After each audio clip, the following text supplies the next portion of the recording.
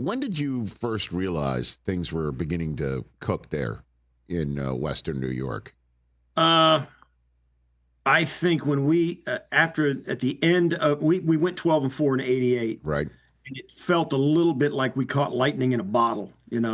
Certainly we had some talent. We had a bunch of Hall of Famers on the crew, but we were kind of missing some ingredients maybe, and it was hard for a guy like me to tell.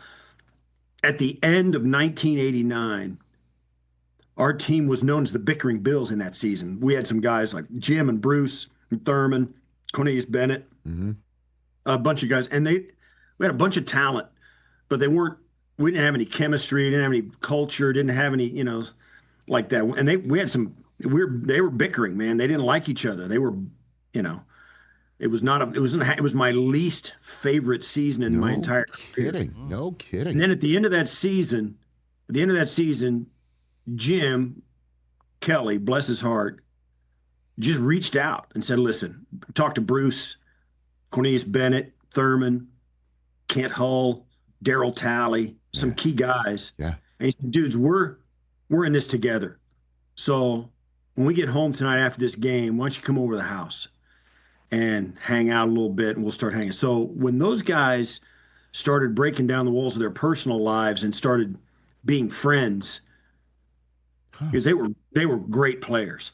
Yeah. And they started to be friends, and that changed the entire vibe of our team. And those last 3 games of '89, we lost in the wild card round in Cleveland in one of the great games ever, when Bernie and Ronnie Harmon dropped a pass late in the game.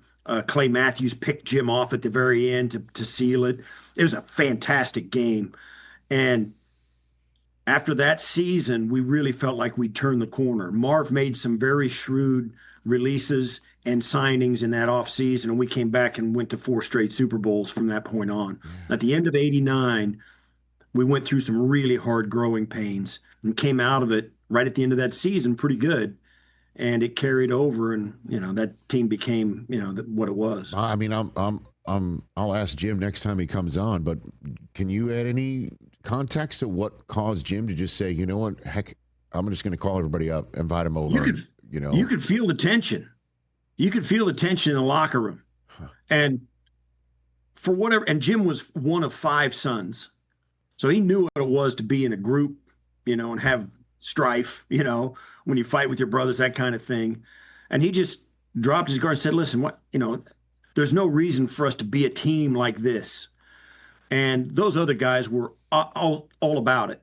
Bruce, Cornelius, Kent Hull, Daryl Talley, they were all about it. And they kind of put their arms around. Jim came over, they, downed a couple bottles of wine, and then it happened. Then it started happening every week. They got together at Jim's every week, and then it turned into this post-game thing that really took on this mythic status. Jim, he was single back then. He had this huge house over in Orchard Park, and after every home game, he said he invited the entire team to his house. Wow. And he'd feed them. He had a bar, and he had this bar in the bottom of his house. I mean, a real bar, like with a dance floor and a pool table and the whole thing. And so everybody showed up at his house, and then you'd have, like, my mom and dad would come in, or my brothers would come in, or all my family members or college buddies would come in. I said, Jim, I can't get to your house tonight. I got these people in. And Jim would say, hey, bring them over with you. It was more, he said, bring them with you. So Jim had this get together in his basement after home games that was everybody. My mom and dad were there. They're like, my dad was a pastor. So he had those guys in, and so my mom and dad came over. I mean, everybody was over there, and it became this mythical kind of gathering, and our team became much closer because of it.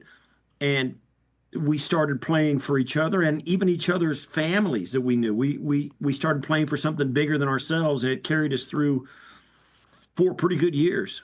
Love it. And one of our favorite Jim Kelly stories was at the Hall of Fame years and years ago. And the bartending staff in the hotel where all the Hall of Famers were staying, they needed help. Like there is there were many more patrons than folks behind the bar, and Jim decided, I'm just going to start helping this staff, and he hopped behind the bar and started serving everyone. And so this tracks is basically what I'm saying, Steve. Well, I'll say this, that Jim cut a wide swath, and this is a true story. When Jim went in the Hall of Fame, he was a first ballot guy. Oh yes. And the Hall of Fame said, how many people do we need to accommodate for your group? How many friends are you bringing with you? And he said 37 busloads.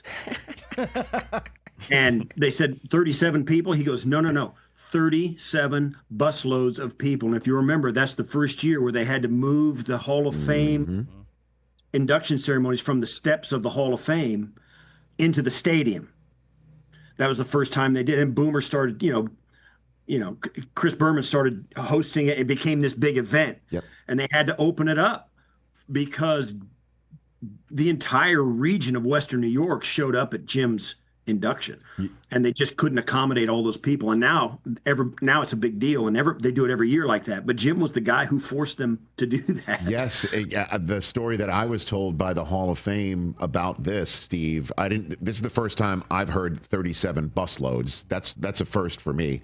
But the story that people say is you could draw a line from Western New York through his hometown of Pittsburgh all the way down to Ohio, and it was just a massive migration of Jim Kelly lovers that needed to be accommodated within a larger space than the front steps of the Hall of Fame and I-77. You just couldn't fit everybody, and that's why that's why Jim Kelly is the reason why there is a ceremony every year in the stadium, and also that there is a personal bar for the Hall of Famers. Jim created that one too. Like he's got the legend left, right, up and down. I got Steve. I've met a couple hundred people who bartended at his house at our party. So, Steve Tasker here on the Rich Eisen Show. Catch the Rich Eisen Show live weekdays from 12 to 3 p.m. Eastern on Roku Sports Channel in the U.S.